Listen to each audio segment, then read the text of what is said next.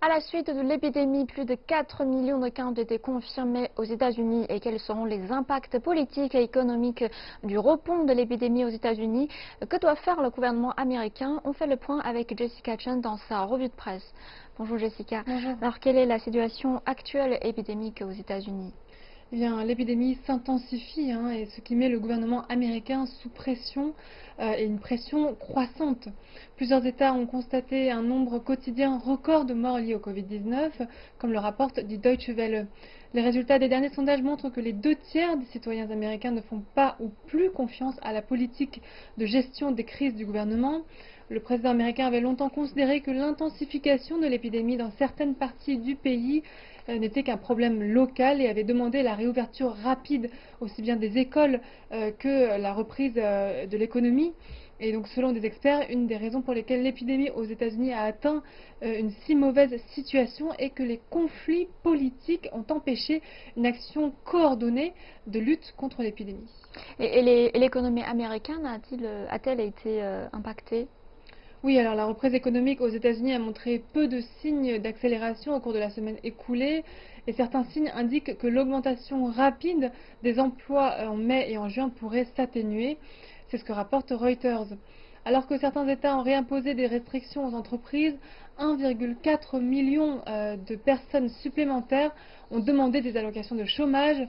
Selon des analystes, la reprise économique américaine est assez fragile et le risque d'une nouvelle baisse est réel. Mais de plus en plus d'États et d'entreprises exigent le port du masque. Donc, des responsables de la santé affirment que cette simple mesure pourrait permettre de poursuivre des activités de manière plus accentuée avec moins de risques pour la santé publique. Et comment ça marche leur système de test? Est-ce que ça a aidé dans la prévention d'épidémies? Alors, selon le Financial Times, aux États-Unis, en raison de la flambée du nombre de cas confirmés, ce sont 5,5 millions de tests qui sont nécessaires chaque semaine. Cependant, de graves retards dans les tests ont aggravé l'épidémie. En raison de la pénurie de réactifs chimiques et d'équipements, il faut plus d'une semaine pour obtenir les résultats.